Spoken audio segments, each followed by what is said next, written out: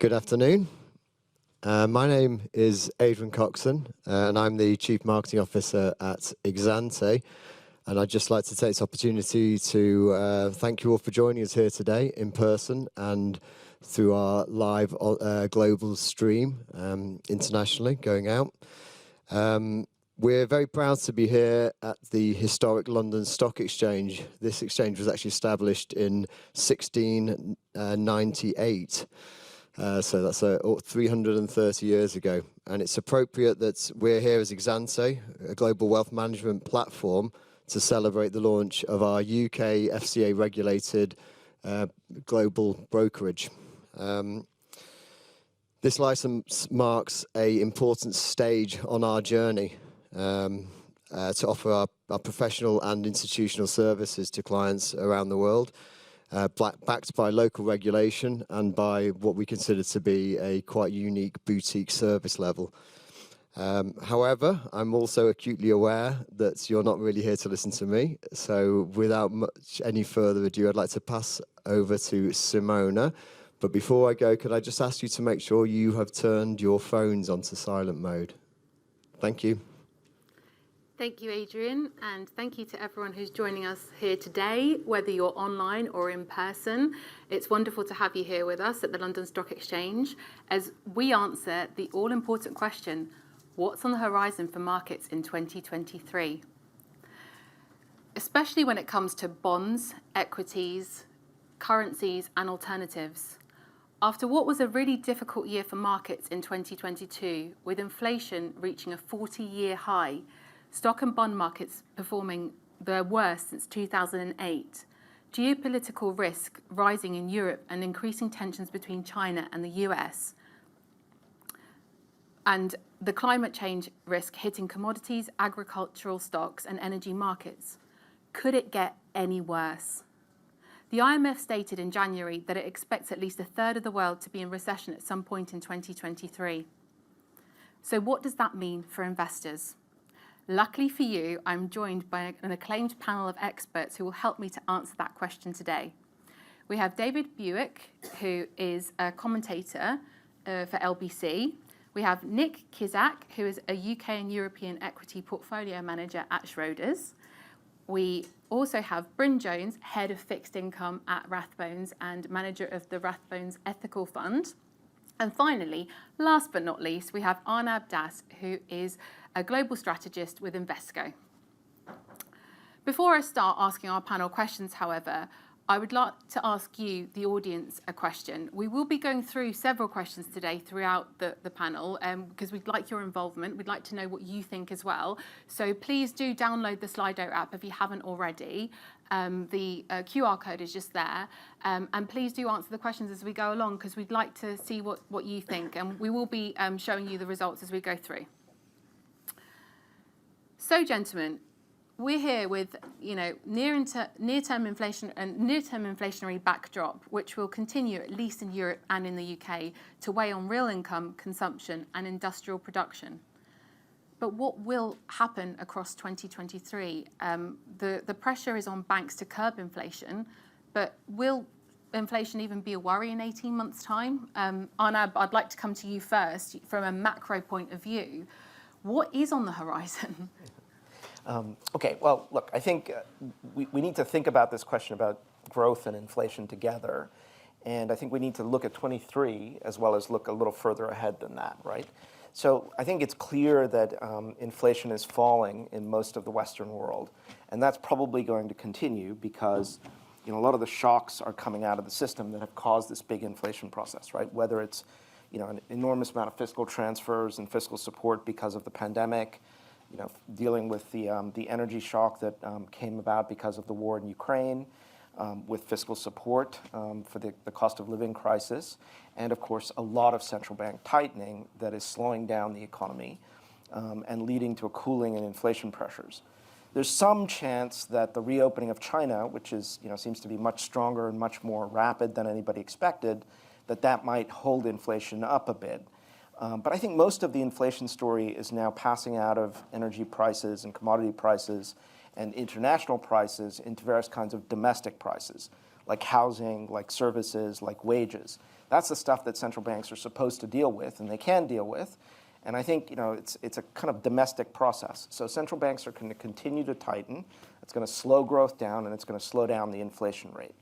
Now, I'm a little bit in the kind of soft-ish landing camp rather than the hard landing camp. I think labor markets are very tight throughout the West, and if not throughout the world, and that's going to help hold up the inflation rate. So it's going to prevent a hard landing. If there is a recession, probably won't be a recession in my view, but if there is one, because of the strength of the labor market, because of decline in labor, in people's willingness to work, and because of strong demand for labor, that's going to cushion the blow of all the tightening, right? So yes, inflation is going to fall. It's not going to fall that fast. It's not going to fall that far, and the same with growth. Now we look over the horizon to the longer term, there are a lot of challenges the world economy still faces, right? Because of the geopolitical tensions and the war that you mentioned, we've got a situation where many countries want to protect themselves. They want to have supply chains that are not so exposed to geopolitical tension or flare-ups. So we're going to have a lot more investment to reshore and friendshore and nearshore, whatever kind of shoring that we're going to do instead of offshoring. So that's going to boost demand for certain kinds of commodities. It's going to boost demand for capital and credit. So that probably means higher real interest rates than we've been used to in the recent past, right? And some people say that all of that is inflationary. I think there are elements of this long-term story that are inflationary. It probably means that we're going to not have inflation below target, as we've had for a very long time, but much closer to target, maybe from time to time above target. I think that's a challenging kind of backdrop, right? Because it implies tighter central bank policy, it implies more liquidity constraints and more challenges in the world economy.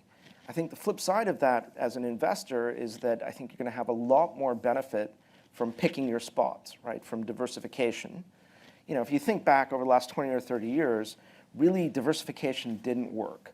We had declining interest rates, so what worked were various kinds of convergence trades when things were going well, right? All the risk premia came down, and so you were paid the most if you extended duration, if you took more credit risk, more interest rate risk, more liquidity risk.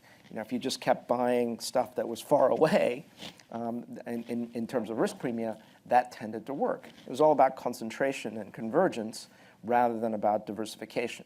Now, with trade barriers and all these changes taking place, I think we're going to see very different economic trends and cycles around the world. We already see it. Right? Yeah, but is that here to stay, though? Do you think that this is, let's say, the long term, or do you think things could kind of revert to how they previously were? Yeah, well, look, I think there are lots of things that are going on that are quite different now from country to country, right? We're here in the United Kingdom. We've had Brexit. We've had the fiscal fiasco. They called it the moron premium. That's not my term, but that's, anyway, it's out there. We've taken the moron premium out, but we're doing that by having an enormous amount of fiscal restriction in this country, right? There isn't that much fiscal restriction going on in the Eurozone, right? There's still more support for the energy crisis, the tail end of it, than there has been, than there will be in the UK as we go through this fiscal tightening. And I think these are, shifts in the short term, but I think they're going to persist. We have a problem with our growth model in this country, right? Productivity growth has been very weak. There's a lot of inequality. Everybody has this kind of idea, several people, of leveling up. Easier said than done, but we're going to try, right? So that's a very different sort of situation than you have, say, in the US, where they have a lot of the same challenges, but people can move around the country much more than it seems is the case in the UK. So I think these are structural differences that we're going to be able to capitalize on. Sure, and I guess that creates opportunity, Bryn, for someone like you. What does it mean for the bond markets? Like, when you're investing, has this created more opportunity or has it created more challenges? Well, I mean, right now, yields are much higher. So bond investors are getting compensated for taking positions in fixed income. And, arguably a 60-40 portfolio now, your fixed income will act as a hedge.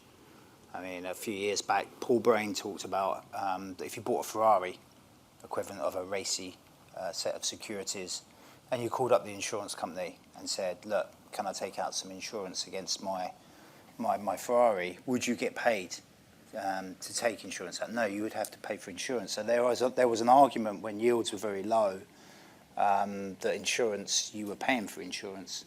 Right now, you're getting insurance for free. Not free, but in real terms you're not, but in nominal terms you're getting paid some yield for taking your fixed income position.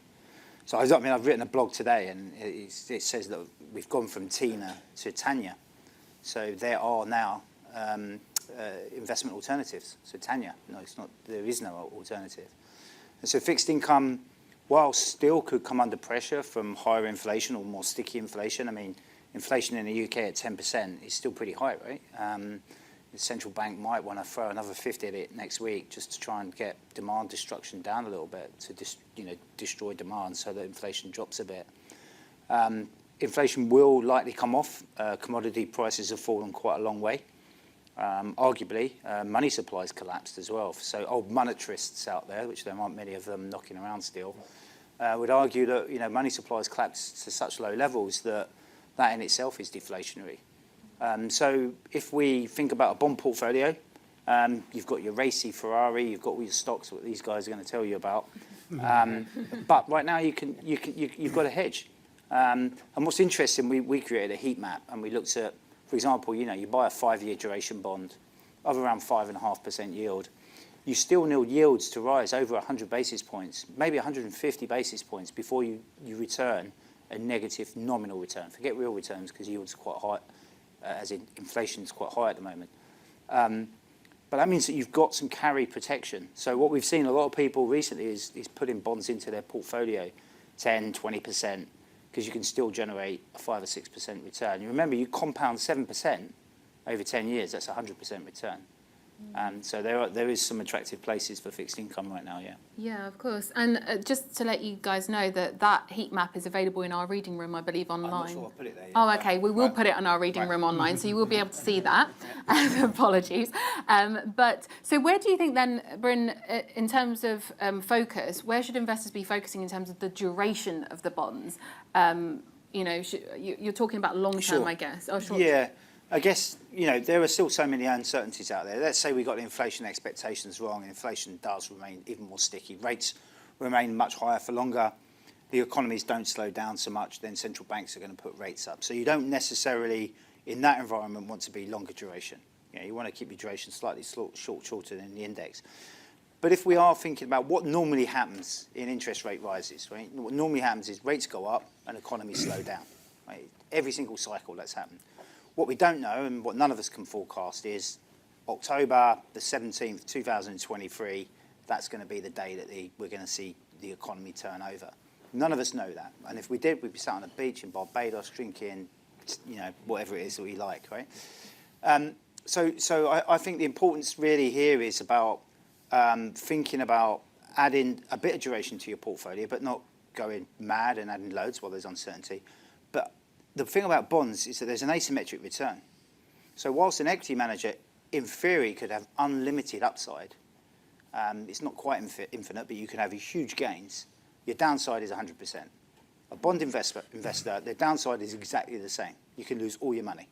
And your upside is your yield, and if you're a really good bond manager, you might be able to trade a few bonds and add a little bit extra alpha.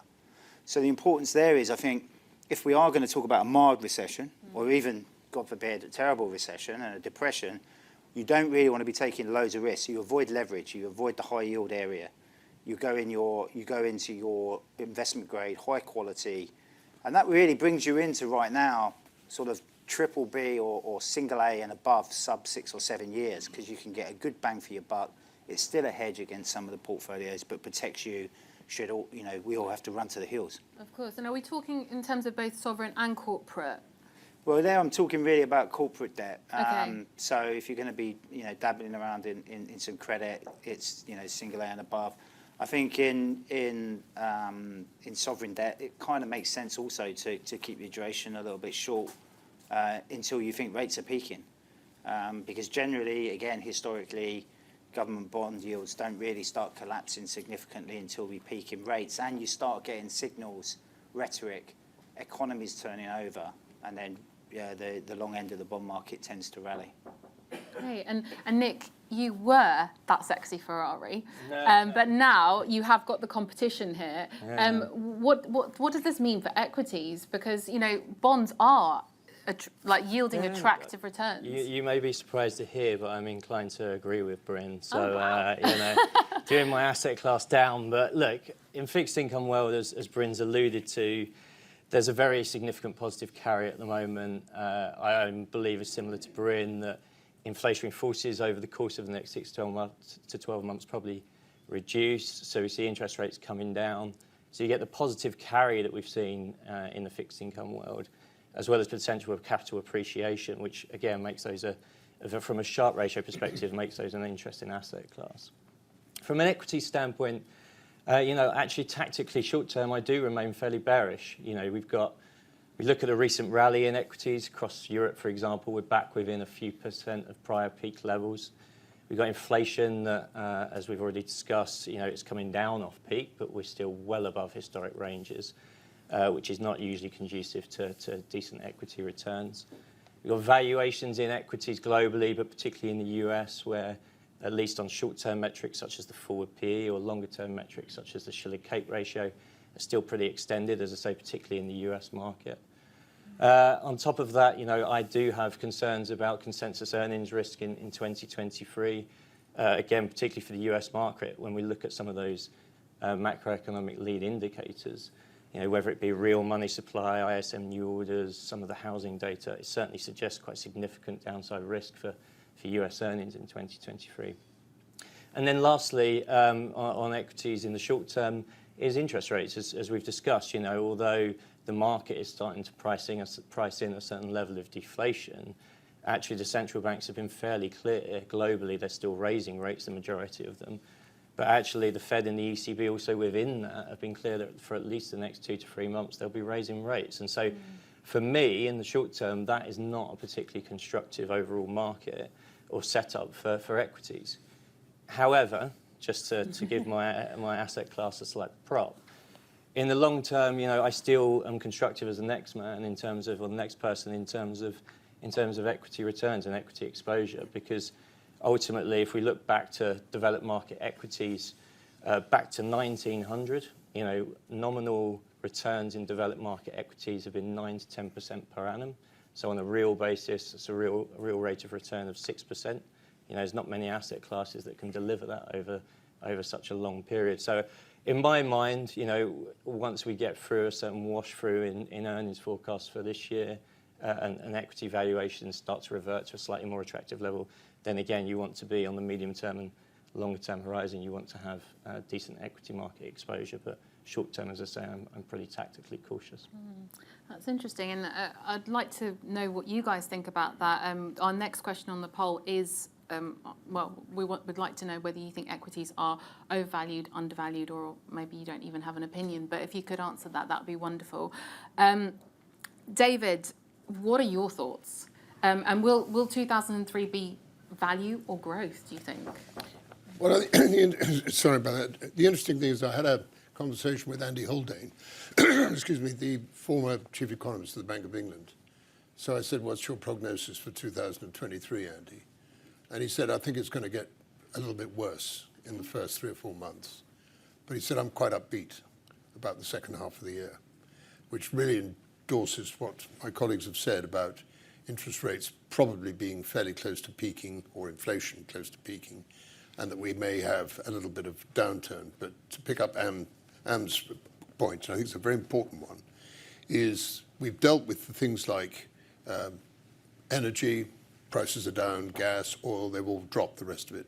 But it's the service sector that worries me in the second half of the year. And I'm not certain that we're going to see that level of inflation come down as quickly as I thought we might.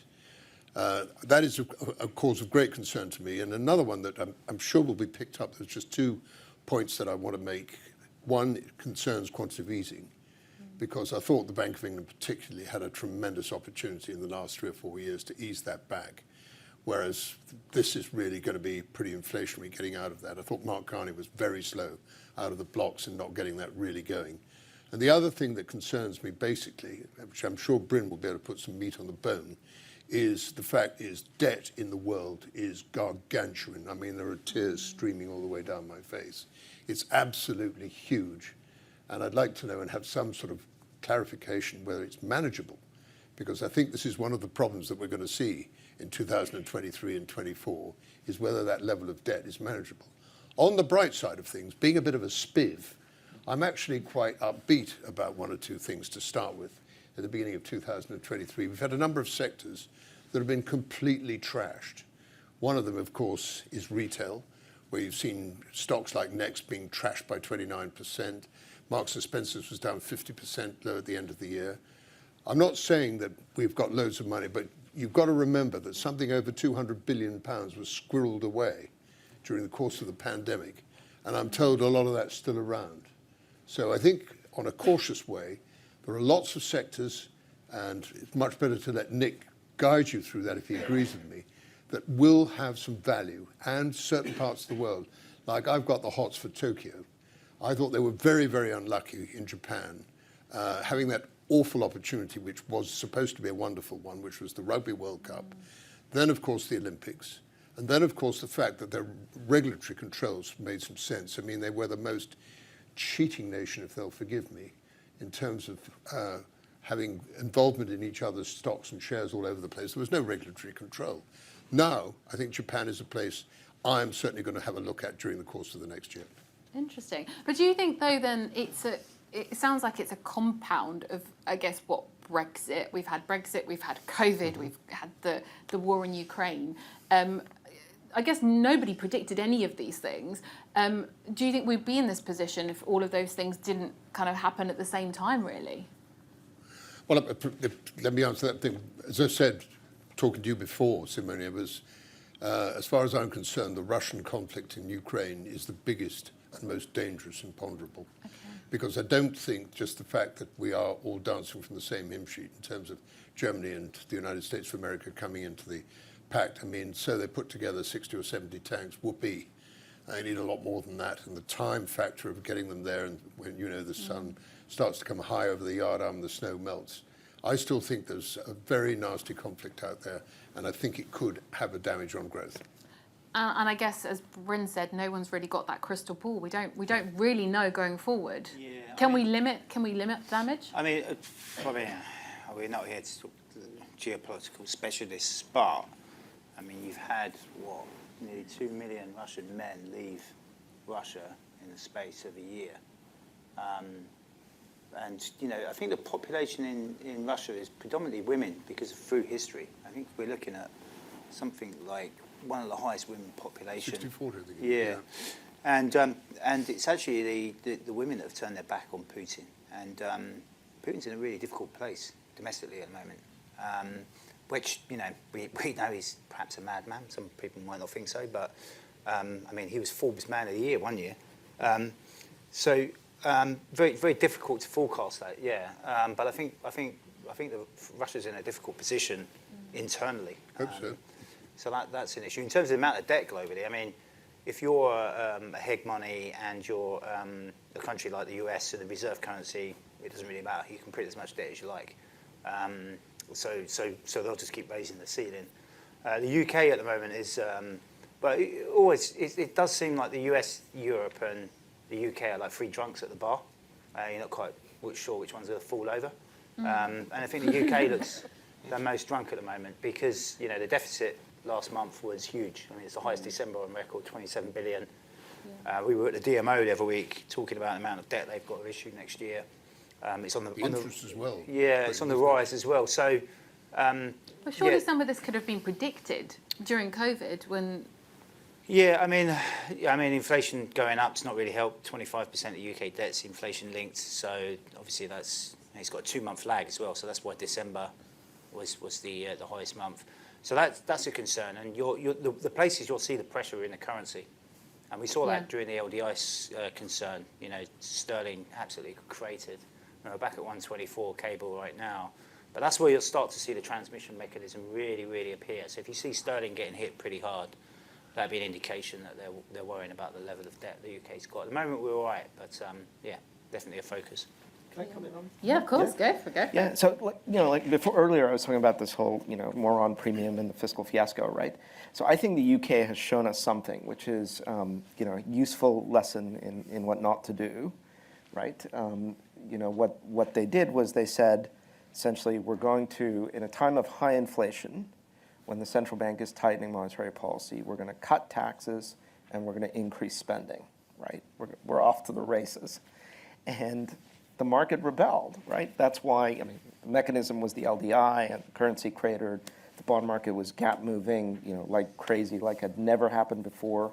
And all the stress tests that the central bank, the Bank of England did, that Andy Haldane designed, they didn't think that the market could move in the kind of increments and the kind of speed that it did move. So they didn't do the stress test to be that extreme. So I think that was a kind of object lesson in what not to do, right? You can't go crazy with fiscal policy when inflation is high and when you have to tighten monetary policy, right? Now, Brazil didn't get the memo. In November, they basically did the same thing, or they threatened to do the same thing as the UK. And of course, it's not the same kind of market. It's, it's a much shorter duration market. It's high inflation history and so on and so forth. But in the context of Brazil, you had gap moves that were similar to what took place in the UK. And now hopefully they're calming down and climbing down from that. So I think the message has been sent, right? And so I think we're going to have to realize that we're going to make choices now, not fund everything from the public purse, and we're going to have to be much more careful until and unless we get inflation way down and interest rates are again down to zero or below as they were in the Eurozone. But we're not in that place. I mean, whether you have a large currency that everybody buys or not, you have you have a much, like we've been discussing, right? You have a much bigger amount of debt to roll over. You have a higher inflation rate. You have a higher interest rate. And the Americans are going to have to deal with, you can hear my American accent, right? You're going to have to deal with this debt ceiling crisis that's coming, right? And, I think it'll be okay in the end, but they're probably going to push it to the edge before they climb back like we did. And I think the other side of the UK story here is very interesting, that once they got hold of the problem and dealt with it after 44 days of, you ain't seen nothing yet, right? As the previous chancellor said the weekend after the crisis began, right? We went back the other way, and a lot of the risk premium is gone. So I think, the market is willing to finance the debt if you have a credible approach to the policy problem of dealing with this debt, right? So yeah, I think even if you're not the US. I agree, but coming back to the point was the fact that all the crises that we see always appear in the same places. Derivatives, which was the LDI, and leverage. High yield, LTCM, all these kind of things. 2008, Greek debt crisis, it's all leverage and it's all derivatives. And so to your point, we have high levels of gearing. There are certain high levels of gearing, and I think that's the concern for markets is the amount of leverage that we're seeing. That will be the same places that we see the problem. Interest rates go up, interest expense goes up, people can't refinance, and then you get defaults. It's the same cycle. We'll see it. But I guess what we've seen since 2008 is this existential kind of belief that we've moved from a kind of new statesman, Alain Bastard, kind of, for those old enough to remember, he was quite right wing, capitalism, like Thatcher, you're 27 and you're still getting the bus, you're a failure, that kind of thing. We've moved away from that to sort of social capitalism, where actually we don't want businesses to fail. And so the argument is, whilst, yes, we could have leverage and we could have defaults and we could have debt ceilings and all these other problems, we've moved away philosophically from capitalism to a social capitalism where we don't allow things to fail. Will we get that at the end of the next cycle? We don't know. But. And in terms of the bond and equity markets, maybe we can come to Nick. So, how are currencies currently affecting those, and where do you see that going forward in some of the currencies? Well, it does feel, to Bryn and to Arnab's points, it does feel that the currency markets are kind of the flex here for a lot of these changes. The debt levels, fiscal expansions, contractions, and what have you, and they're almost the early indicator of how the market's going to take these things. From a UK continental European perspective, take the UK for example, I think something like over 70% of the earnings of the UK market are non-UK derived. So actually, from that perspective, ironically, there's a translational benefit to UK, the majority of UK companies from sterling weakness. But it's not necessarily a good thing because ultimately we end up with imported inflation, and it makes getting back to normalised interest rates obviously a lot more difficult. But it's more from an equities perspective. It's more managing the volatility and just being aware of it and its impacts on the portfolios. But to Brazil's point, Arnab, I don't think we need to worry. They're going into a currency union with Argentina. Had to check my notes there. It's going to solve everything, isn't it? But no, that would be the main. Sounds like some kind of World Cup or something. Yeah, quite. So no, overall, as I say, it just introduces a little bit more volatility into how you construct and think about portfolio management in the equities world. Okay, interesting. And I guess volatility. Sorry, I just wanted to ask you, Nick, if I may, and the rest is the question of foreign exchange now for me in the next 4 to 5 years is that the West pulls together and don't let China have a run at it. Because if China has a run at it and is disruptive in Asia and Africa and South America, then we're going to get turmoil. And, we're always going to have the differential wheat pound, wheat euro, strong dollar. That's going to be here, in perpetuity.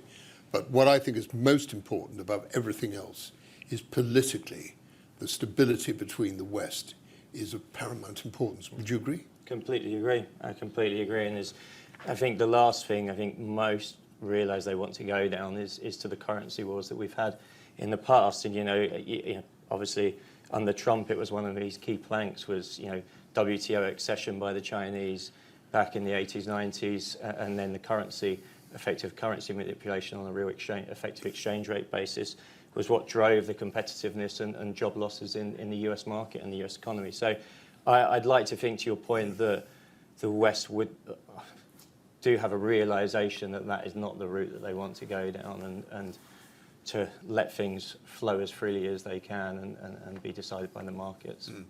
Arguably, we've had loads of currency manipulation already. I mean, China, its currency is way too low compared to what it would be if it wasn't controlled.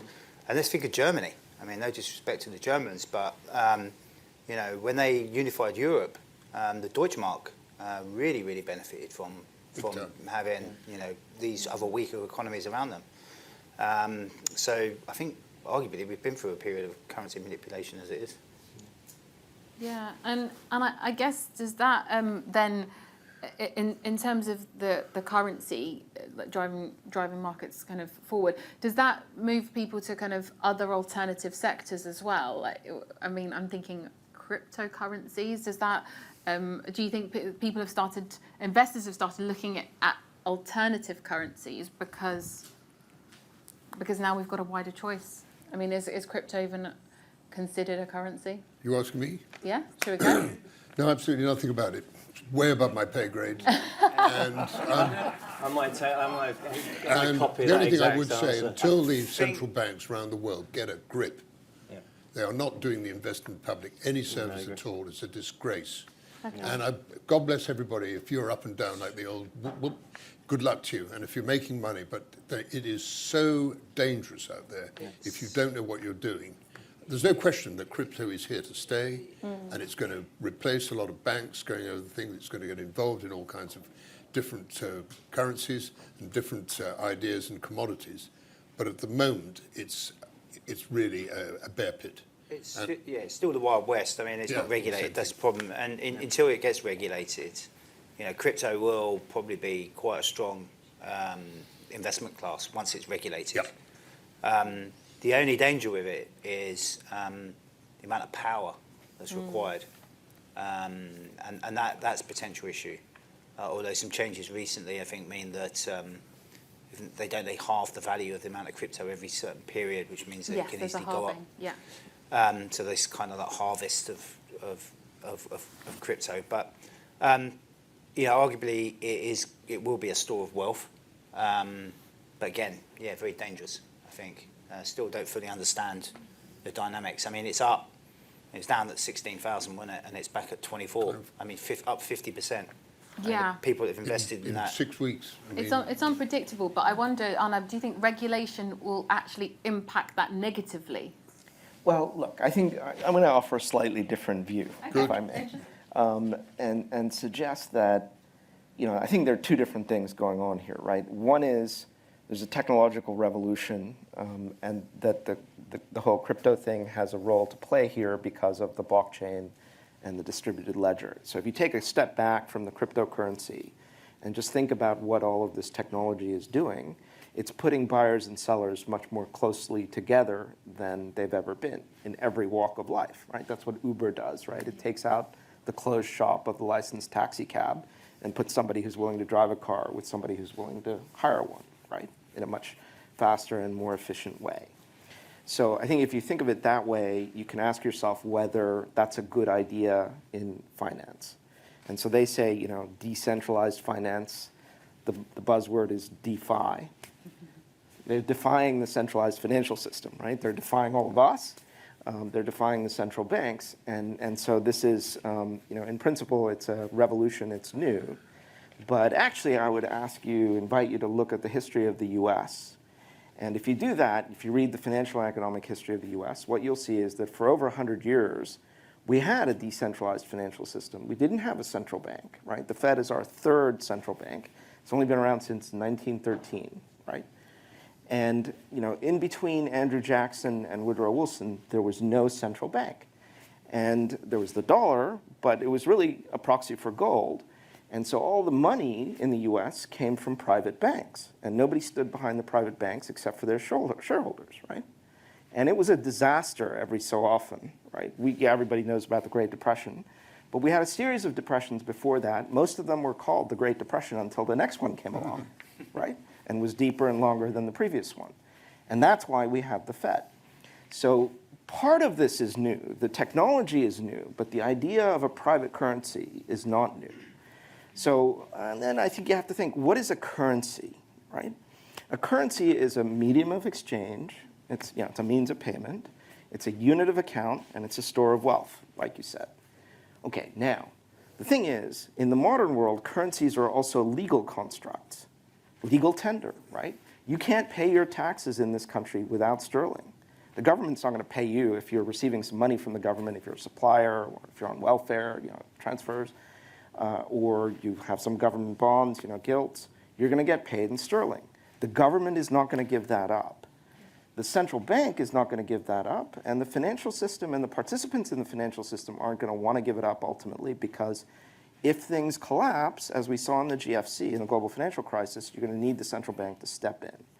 So I really question whether the private currency element of this is going to take off as a currency. Now, as an investment, well, maybe, right? And that's where the regulation comes in. So I think the trouble that I have with this is that what is this investment a claim on? I don't see any cash flows associated with the cryptocurrency. What I see is people are willing to buy it or sell it at a certain price, which moves around quite a lot. So it's a purely speculative asset. And that, I think, has a role, but I think we should just be clear about what that role is. Yeah, and I guess currencies appear anywhere.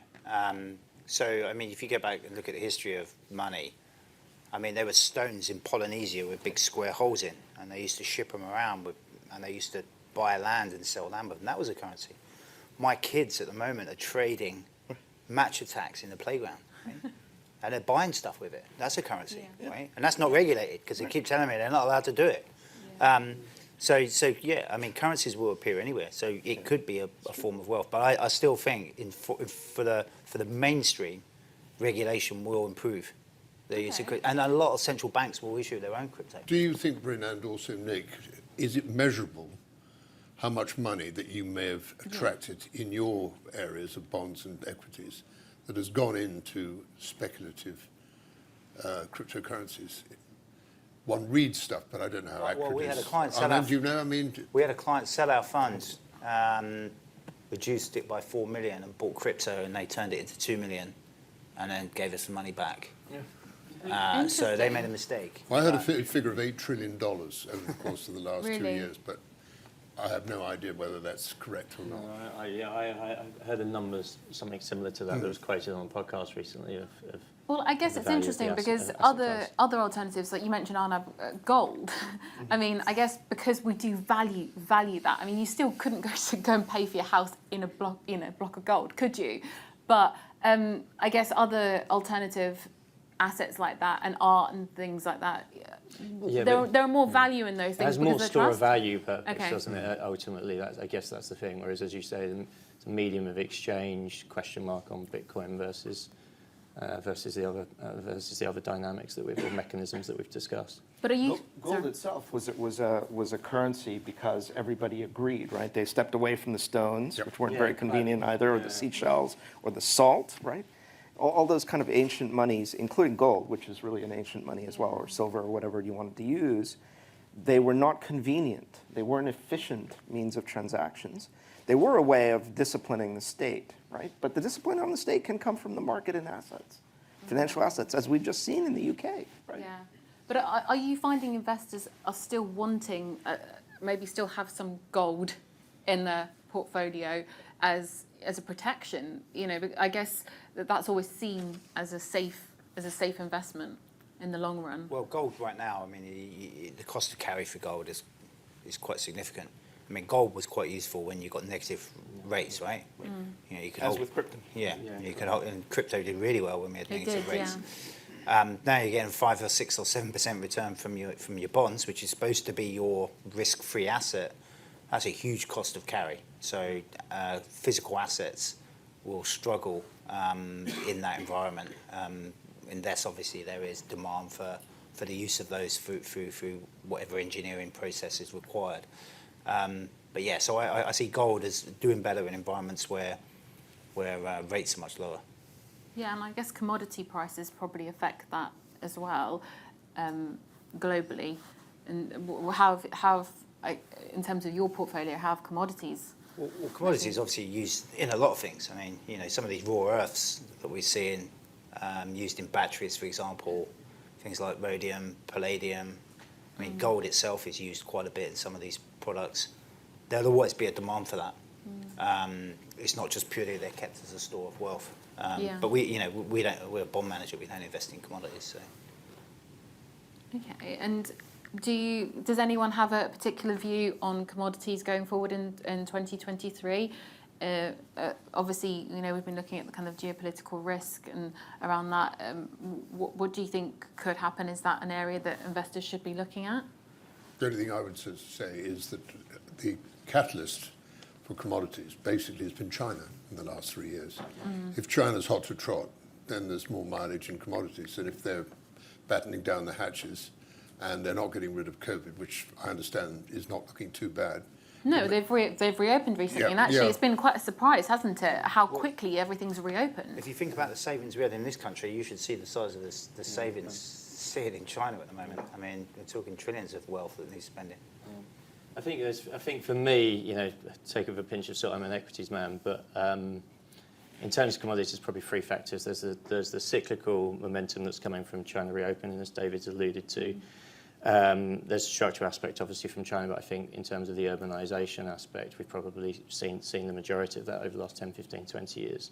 But the second main factor is then the supply discipline that we've seen. So obviously, most of the miners in the GFC got themselves in serious trouble from all the M&A and balance sheet leverage that they put on, had to do rescue rights issues. So they spent then the next 5 to 10 years being very, very disciplined in terms of capex to depreciation and harnessing cash flow and building balance sheets.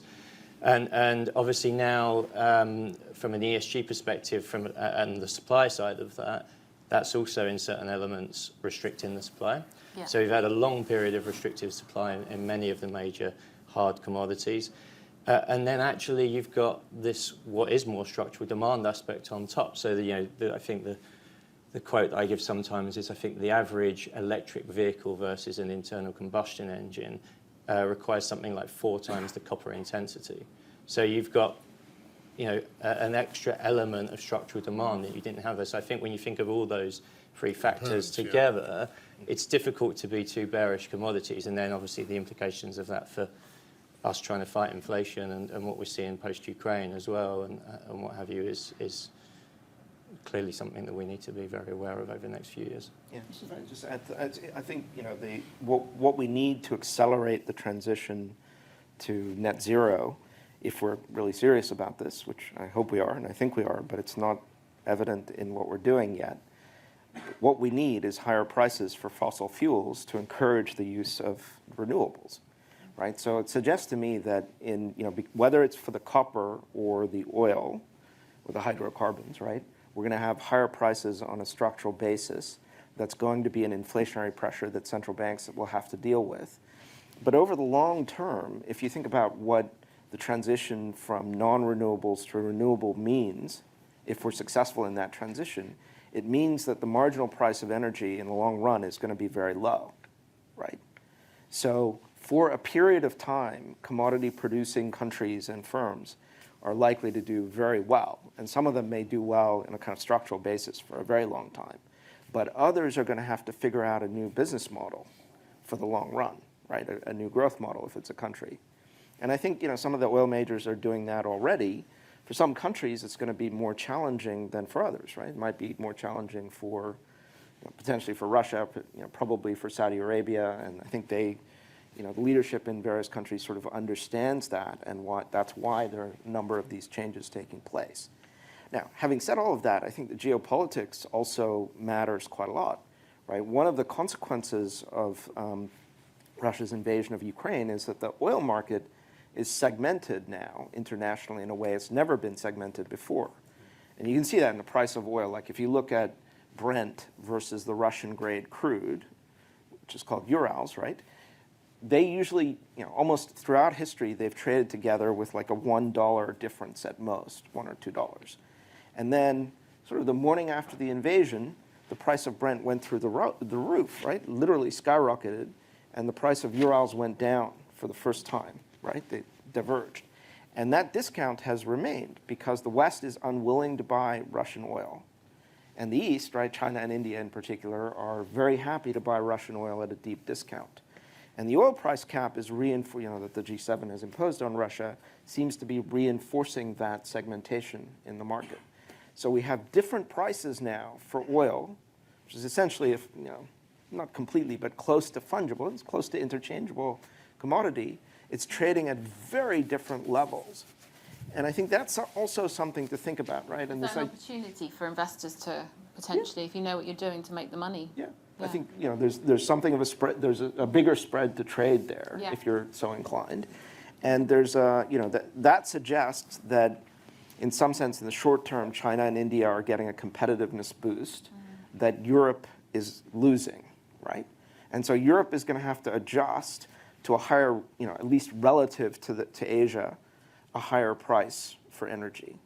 And so one way, if they don't do that well, it implies that Europe is poorer than it used to be. Right? If they do it well, it means that Europe gets to the green transition sooner and probably in a more productive and efficient way. So there's probably a long-term structural bet to be made there. I hope we're able to do it in the right way. And Bryn, you run an ethical bond fund. What does that mean for you, and what are you?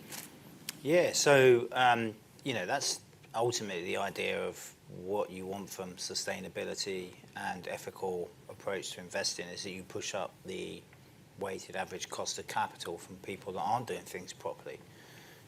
We won't lend money to tobacco companies, and therefore, hopefully that will mean that tobacco companies' cost of funding will go up, in which case it will mean their profits are less, and ultimately you would want to push those companies out.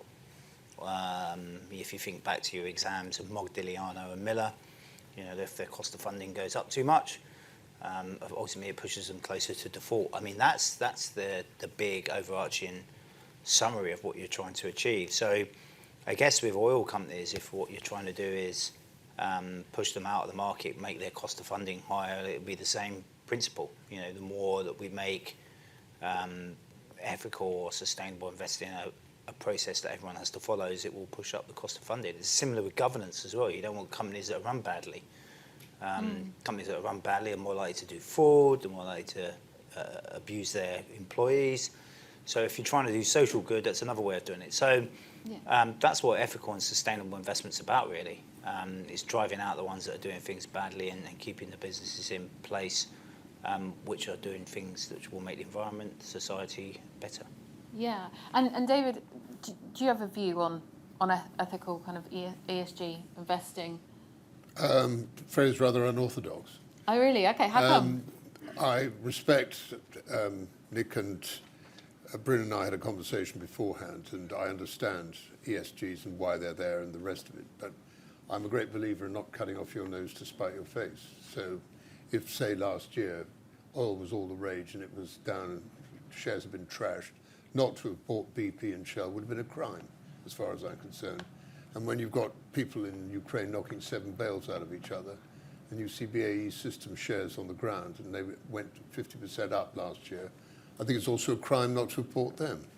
But there again, you have to respect the way the investment world is going, and it is very, very focused on ESG. Nick, you have, at Schroders, I understand it, opportunities for people in their fund management to invest not necessarily tied to ESG. Is that right? No, quite. We have segregated, dedicated ESG and sustainability funds, but we also obviously have still our traditional product portfolio there. So yeah, it's a what are you finding, Nick? Are you finding that investors are keen to invest in ESG? Very much. I mean, Yeah? look, the area has garnered some of the strongest inflows over the last few years, and you know, from a Schroders perspective, we've put a lot of resource into refining and building systems and just, you know, expanding that area so that we cover all races, and we're doing the right thing from a fiduciary duty perspective by our investors. You know, at the end of the day, if they want to invest in our sustainability funds, we need to make sure that process is watertight and put the right amount of resource behind it. But as David says, you know, we have a combination of dedicated ESG and ethical funds, but equally we also have the traditional funds. And, Bryn, what about the bonds, if I may? Just, Yeah. Is it a problem segregating it or not? I mean, oh God, I mean, this is an argument that we could really get into. I mean, like, yeah, we can make short-term capital gains and buy a bit of BP and BAE and buy companies where they're not looking after their staff properly. But ultimately, you know, if we're thinking about our kids' generation and the generation after that, I mean, you think about what's happening to the planet. We've got, what, 8 billion people on the planet? Where are we going to be, 10, 12 billion? Well, we've got to really plan for the future, right? It's not just about what pound we make today. You know, a pound we make today might lose 4 tomorrow. So I'm thinking, you know, beyond that, my own lifetime. Yeah. So I think that's why people do it. And I think that's probably different from previous generations going back through history that have raped and pillaged wherever they've gone. In particular, the UK very good at that through the Commonwealth. So I think that's a kind of a broader thing. In terms of the bond portfolio, I think actually it does fit. I mean, you know, our ethical bond fund's been around over 20 years. I've been managing it 19 years. And when I first started, people would exclude the fund because they scrubbed out any selection that had ethical because they thought they were going to lose money. And so that's not been the case. The fund's one of the best performing funds over decades. Over 10 years, we were one of the best performing funds. So that kind of proves that the short-term view doesn't necessarily work. Yeah. That over the longer term, you can still make money. But the other thing from a bond perspective that's slightly different from the equity investors, again, as I go back to what I said earlier, in equities, you can make a huge amount of money. In bonds, your upside is your yield, and a little bit more, and your downside's a lot. So you want to avoid the companies that are going to do fraud, the companies that are going to get litigated against, and businesses that aren't sustainable. So that's why we do it in the bond market, and I think we do it very efficiently. Yeah, that sounds great. And it sounds like there is a lot of opportunity across, markets in 2023 from this discussion. I'm just a bit conscious of time, gentlemen. So I'd like to start taking some questions from the audience, if that's okay. I believe we have got 2 microphones in the room. Does anyone have a question for the panel? Please put your hand up, and my colleague René will bring you the microphone. Sorry, you have to talk into the mic so that the people who are online can hear you. Good afternoon. Just a quick question to esteemed panelists about those rare less probable events, but those that have potentially very high impact, those black swans. We've recently had sterling flash crashes, bond situation with Bank of England. Those were fairly untypical and not frequent events that you can see. What is on your list of those possibly similar, unusual, rare black swan events, if you may? Thank you. Thermonuclear war is one. I mean, obviously that'd be pretty nasty. Alien invasion. Oh, that's pretty bad. Are we heading towards that? No, You never know. we did say last year, what's next? It's like, it must be an alien invasion. We were trying to work out what possibly else could go wrong. Just another pandemic would be awful. Yeah. I mean, I think if I may say, the debt ceiling crisis in the U.S., that's a black swan that we've dealt with already, and so I think most people are fairly sure that it's going to be okay again this time. And I think that's probably right in the end, but it seems to me, we have the weakest speaker in the history of the U.S. And, he's someone that's given away the farm in order to have this very weak position, right? He's made all kinds of concessions, where to the point where any one, member of the party can kind of call time on his speakership that took 15 rounds and several weeks of voting to get to. So I think, that the process of getting the debt ceiling raised may be a lot more complicated than people are looking or expecting. And we may not get there. And I think if there's a, quote unquote, so-called technical default, I think that would be, the financial equivalent of a thermonuclear accident, right? It would be a problem. Mine are, I'm a geography student, so mine kind of relate to sort of those events. So some of the ones that I've always thought about would be a dual earthquake in Tokyo and LA, San Francisco at the same time. The insurance industry would collapse. That'd be pretty nasty. There's an island in the Atlantic where half of it's hanging off. And if that fell in the sea, they reckon that would basically knock New York over. So there's loads of like kind of natural disasters out there that you would think worry you. But, as Matt Haig said, these, it's like kind of living at notes. If you want to know, Matt Haig, Notes on a Nervous Planet.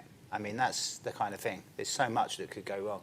And you think about Malthusian theory, going back to really old times in the Swedes.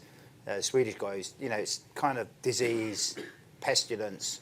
These are the kind of things that would cause. So I'm in the sort of natural disaster camp. That's what I'm at. You're not worried about man-made disasters.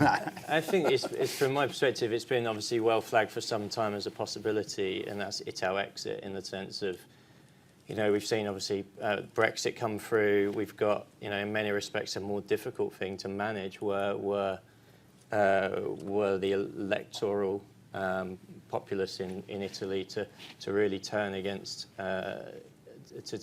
the EU. You've got debt to GDP there, 140, 150%. So even though Greece's at the time back in 2012 was 200-ish. Yeah. Obviously the size. I think Italy now post Britain's exit is third largest in the EU. Yeah. So to me, it seems to pop its head up, and the Italian spreads seem to balloon out every kind of 9 to 12 months. And obviously there were questions over COVID in terms of the disbursement of various funds and what have you. So that would be the one for me that seems to pop its head up and that could really presage another financial system crisis. Yeah, I think that's a serious risk. I think good news is that this new Meloni government is being fairly constructive, and they have this UK example. No, I mean, it was a real risk when she came in, and this kind of. Well, I think the statistic is Italy's had even more prime ministers than us, one every 12 or 18 months, or something going back over the last 50, 60 years. But to your point, at least we've seen, money, right? Yeah, at least we've seen a little bit of pragmatism since Meloni came in, which is useful and helpful. And David, I've had a question from the online audience, which I think you'd be best answering actually. In times of difficulty, as we're experiencing, is ESG actually even important? I mean, should people just be concentrating on returns, as you said? Bryn answered that question. There's a long-term Yeah, it is. outlook, and it is very important. And short-term, which is basically what I was talking about Yeah. before, should be taken in context rather than out of context. ESG is established. It is here. It is going away. It is respected by an awful lot of people. I take Bryn's point about smoking, and perhaps no offence to the shareholders of Boohoo, but I don't think the company has behaved terribly well over the years in terms of looking after their staff. And I get that, but what I don't really accept in what I call the ethical is things like oil, even though I know we're going green and everything else, but we've got oil here for 15 years, like it or not, too bad, because the transition period is going to be significant, and that's the reason why I really flagged it up. Sorry, just to add to that, within Schroders, we like to see that it's not a black or white, it's a nuanced debate. You know, we believe, us as active managers, that's part of our role, and ultimately, to David's point, the transition to net zero is going to take a long time, and just to immediately hamstring the cost of capital is a dangerous thing. We need to engage with them to support the transition to net zero in a balanced way over a sensible time period. So I think we're very much against the kind of knee-jerk reactions that we've seen in various areas. And another question that's come in is kind of related to that in some way, is what are your predictions for oil? And also they've asked silver, gold, platinum. You know, does anyone have any particular prediction going forward? It looks like they're trying to make some money on it. You could say something general. Okay, yeah, go for it, yeah. Point forecast, right? Okay. Look, I think the sanctions regime around Russia in the wake of the invasion of Ukraine implies that we're going to have higher commodity prices than otherwise, right? If you think about... Can I just interject here? But I want to hear what you say. Sanctions aren't working. Can I just throw that in? Sorry, they're not working. Sanctions are not working. Can I throw that in? Yeah, look, I think depends what you mean by working. I mean, I think they're making life harder than it would otherwise be, you know, for some of the world, for Europe and for Russia. You know, is it crippling the Russian economy? No. Is it stopping the war? No. But so I think sanctions are, you know, how you measure whether they're working or not is a kind of open question, right? They generally don't immediately or even ever sometimes change the behavior that they're aimed against. But that doesn't mean they're not going to happen. I would say as a practical matter, you have to think about the sanctions and how they're affecting the commodity space. What I would say is if you think of a supply-side commodity shock, it's usually fairly restricted to one or a few commodities, and it usually causes a big increase in the price that sows the seeds of its own collapse because it drives up price, it destroys demand. But here we've had an across-the-board in 2022, an across-the-board supply-side price shock because of the war and the retaliation through the sanctions, and we're having this kind of suggestion set of rules that Europe is going to decouple, Western Europe is going to decouple from Russia to a significant extent. And so that implies this kind of segmentation of the oil market and other commodity markets I was talking about earlier. It suggests that we're going to have higher commodity prices across the board for longer than otherwise. Very unusual when you have a supply problem, right? It's not a super cycle as such, right? A super cycle is when demand drives up the price of energy or other commodities because there's more demand for those commodities, not because there's less supply across the board, right? So. Indeed. Well, we saw the price of oil in 2008 shot up, didn't it? During the recession, and then... Georgia was invaded by Russia in 2008, and so the market feared these kinds of sanctions, I think, was one of the explanations. We have a couple more questions from the audience. Sorry, Yes, good afternoon. Kamil Gancarz from Bitfold. Actually, I want to make a comment and question about cryptocurrencies. So first of all, nowadays, Ethereum is yielding, actually. So it's generating cash flow because you can stake this cryptocurrency and you add value for the network for the confirmation of the transaction. So it's called proof of stake. So you get yield actually nowadays in this market. So that's the first thing. And second thing, obviously you can lend cryptocurrencies, right? Either in protocols or through centralized entities. So the question is, do you think that traditional institutions, especially in UK, will embrace more cryptocurrencies? And I want to make also referral to the Bank of America survey in States that around 54% of institutions are already have some kind of exposure in cryptocurrencies. So do you think UK traditional financial market companies will be more into cryptocurrencies? My personal Thank view you. is more will get involved when it becomes regulated. Yeah. Yeah. You know, if we're here today, these guys have got an FCA regulation today, right? Yeah. It means they're going to be able to do more business because more people are going to use them. You know, so some of the businesses that we do, we won't be able to trade. I can't trade with a company that's not regulated. I mean, the US regulations, SEC, is even more strict than the UK. Yeah. So regulation will help the market because then if it's regulated, we're going to be able to buy it. So I think, you know, we've had issues. So there's been like exchange traded notes, etc., on some regulated, unregulated assets, trying to sort of circumnavigate it. We've had issues with those as well. So I think we will. I think they more will. But I think discretionary wealth managers are prohibited from buying crypto at the moment because of that reason. Yeah. No, I think, regulation is still, as with everything, there's a you know, a long way to go, I think. I don't think it's going to be instant, but I guess it will change the landscape in the future. And it is the future, probably, in some respects. Yeah, like any industry, it's quite nascent, right? So, you know, it's not that old, really. Yeah. 10 years old? Yeah. I remember one of my kids went to school with a dad who was early miner of crypto many years back. I mean, the guy's minted now. Like any nascent sector, you'll get winners and losers. Yeah. And there'll be consolidation. There'll be companies like FTX, which are involved in whatever they got up to, who will fall out if they're not doing things properly. And so the more consolidation, the more regulation, it will get used more often. I mean, And quality advice as well, I think. I was going to say, I do think it's probably going to come down to knowing what you're doing, really. At the end of the day, it will become a currency. Yeah. But it's just how we get there. We're talking about diversification today. I mean, surely it will become a part of that diversification of portfolio in the future. I mean... Yeah, the problem with crypto, though, if you put it through valuation models, whilst you can make a huge amount of money, there's a huge amount of volatility. Yeah.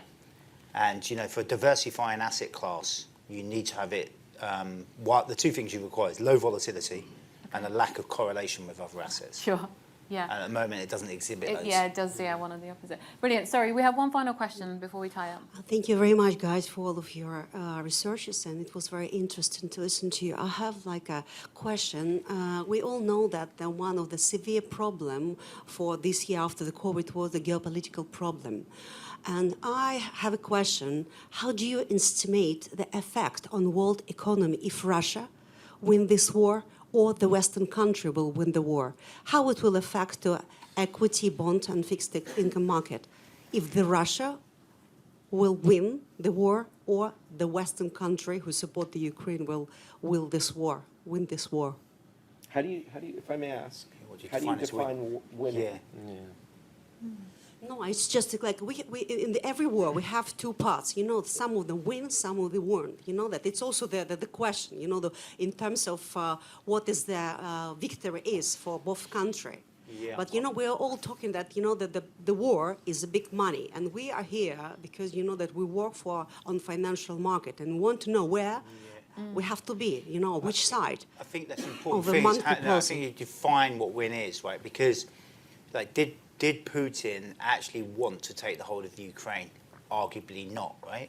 So, we don't know what was behind it, but maybe they went in there, guns blazing, blow the hell out of Ukraine, and then pull back, and then take what he wanted, which was keep Crimea, keep the Donbass, create that kind of curtain still between the Western and Russia. Maybe that's what they wanted. But maybe he's already won. Right? We don't know that, right? We're sending tanks in and everything else. Maybe they're sat there and saying, right, this is what we needed to do. We'll just keep sending a few rockets over. As terrible as it is, maybe that's all they wanted to do. So we need to define what win is, right? Maybe the West think they've won because they think, right, well, now we've got Ukraine, Poland, and Estonia and that wall there like we've had for the last 40 or 50 years. We need, I think defining what win is very difficult. Yeah, I agree. Look, I think if you You know that if it will last longer, will the effect, the negative effect of the world economy will be even worse, or you know that it will be sad? Because you know, every war has the end. Yeah.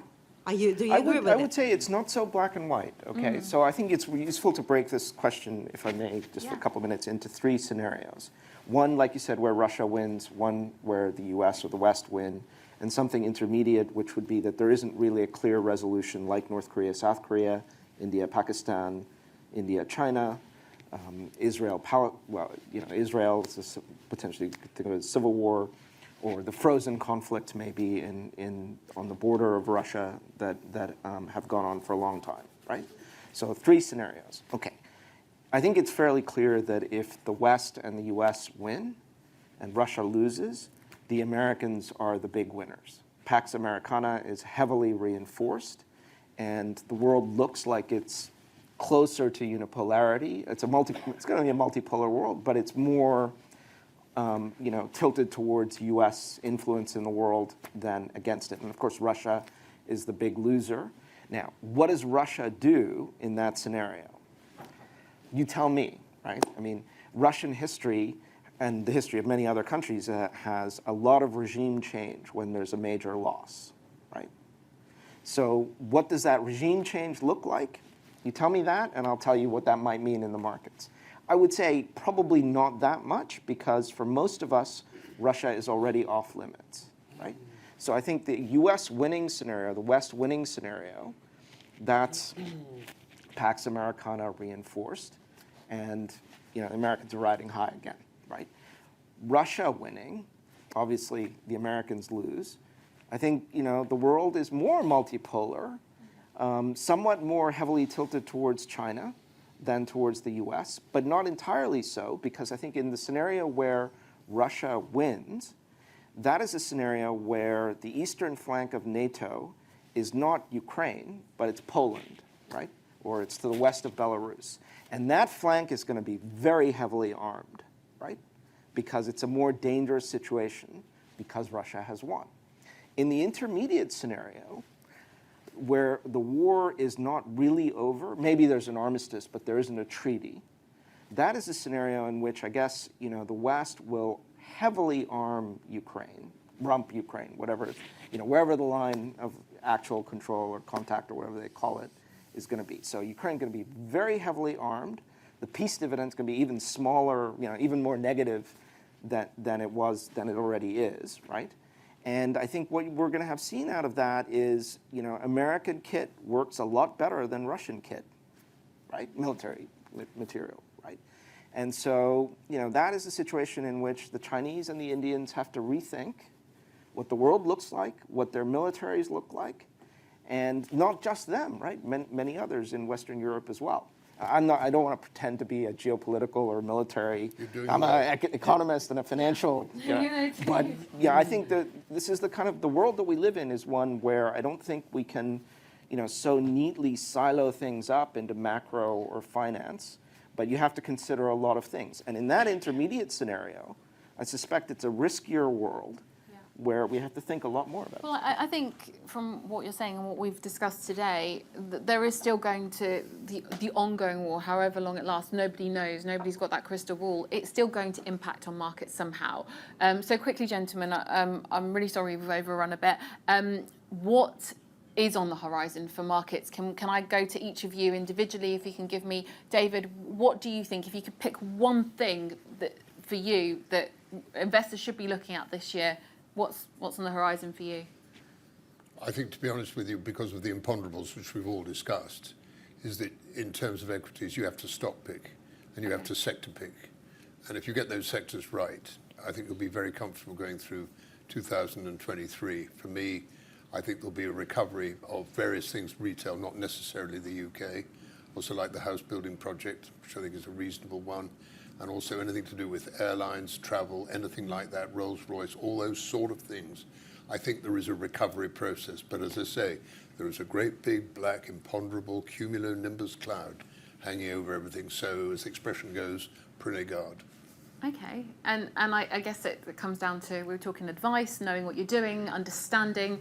Nick, for you, what would you say? Yeah, I'd say I'd echo David's comments in some regard, in the sense of sector and style are probably going to be the biggest drivers out there. Obviously, from a geographic perspective, which of the equity markets, talking my own book here to an extent, but obviously if you want a more balanced exposure that kind of hedges some of these risks or the themes that we're seeing. So, has commodities exposure, has the value factor exposure, has China reopening exposure.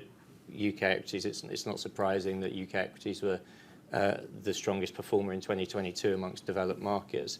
And so unless we get any change in that, which I don't see in the foreseeable future, UK equities on a relative basis still, certainly versus developed markets, attractive. From a sector perspective, I think to my earlier scribe on risk to consensus earnings in 2023 and kind of broadly still overvalued markets, certainly in the US, and being tactically bearish, I'm looking to be fairly defensively positioned in terms of kind of defensive quality sectors like consumer staples and healthcare and their various components like pharma and medical technologies. But equally, actually, again, to touch on David's point, we're currently employing across our funds a portfolio construction that has a barbell strategy. So we have that defensive quality, but we also do have some exposure to earlier cycle sectors like consumer discretionary, because what you tend to find, for example, is that earlier cycle sectors like consumer discretionary will bottom out and start outperforming well before the end of a recession, because obviously they start to price in earlier. And as inflation comes down again, it should support an improvement in real consumer incomes over the course of the next 6-12 months. So one factor you mentioned next, here's a quick question for you. When US markets bottomed in, I think it was March, April 2009 after the GFC, how much earlier did Next bottom in terms of its relative performance? Just to illustrate the point I'm talking about how much earlier, how many months would you say Next bottom versus the broader market? Yes, 6 months. 8-9 months. No. Okay. It was June. Yeah. June. Good guess. June 2008, and obviously markets bottom March, April. So it makes the point that the market won't bottom until effectively it's got comfort that clearly one of its largest components, the consumer sector, is starting to at least see a second derivative improvement. Okay, it's interesting. So you kind of got to look at today, but also look into the future and get kind of be planning ahead. Apparently, that's a good thing. Yeah, I think so. if you've got that crystal ball with the advice. And Bryn. Yeah, I guess what my themes, I think we are probably going to look at the economy still being okay in the next 6 months. As we've stated, there's a lot of cash on balance sheets knocking around, China reopening. But I do think history tells us that higher rates end up causing things to slow down. So I would say stay in quality, systematically important businesses, avoid too much cyclicality, leverage, where you think there's gearing, derivatives. They're the kind of places where the kind of things are going to blow up. You might not know where they are. Maybe also companies that need to refinance. Just like householders would trying to refinance at higher rates, it's very difficult. Businesses having to refinance at higher rates. So yeah, stay in quality. I think we've got a nice steady roll for the next 6 months. After it's going to get a bit more choppy after that. Okay, interesting. Choppy. Okay, so you've got to prepare. Rates have gone up a bit more, Yeah. and interest expense has gone up. Economies will slow. We'll start to see some businesses struggle. Don't know where. But So the opportunity is now. I think, just stay in quality, basically. Yeah, okay. Don't go chasing too much yield or too much return in stuff. I mean, if you get, what's the long-term Stay return? humble. 9%? 9-10%. You get 6%, 7% from your bond portfolio. And that's makes sense. not a bad return, is it? I mean, that's Why not... take all the extra risk for a 2% return? Well, quite, on a risk-adjusted basis, Exactly. it's much more attractive. Exactly. And finally, sorry, last but not least, Arnab, what about you? What do you see on the horizon? Well, look, I think I agree with a lot of what's already been said. What I would add to it is, I think, we're in an environment where you need to be much more concerned with risk management than with return seeking, right? And I think that applies to ESG as well, right? Part of the point of ESG is to reduce these catastrophic event risks, whether it's a badly run company or a badly run, climate system in the world. So I think we need to be more careful and more thoughtful, but I think that's probably a pretty good thing, right? I mean, this free money was not really a good life, right, for most people. And I mean, bad things happen when we're not careful, right? All these global recessions. So no, that's wonderful, gentlemen. Thank you so much. And thank you to everyone that's joined us today. I'm sorry we've overrun. And thank you to all of my colleagues and to everyone here that's made this event possible. Thanks again for joining us at the London Stock Exchange. We do have a few more questions on the Slido app for you. We will be looking at those results. But if you don't mind answering the last couple of questions before you leave, I will thank these gentlemen once again for joining me. Thank you, David. Thank you, Nick. Thank you, Bryn. Thank you, Arnab. Really appreciate your time and your views. And if anyone has any questions, I think a couple of you have to dash off, but I believe a couple of you will be staying for. We've got drinks and canapes now, so please do stay and join us. We've got drinks and canapes until 6:45, and make sure you do take your goodie bag on the way out as well. We have got a little gift for you. But thank you so much to everyone for joining us, and we hope you've enjoyed it.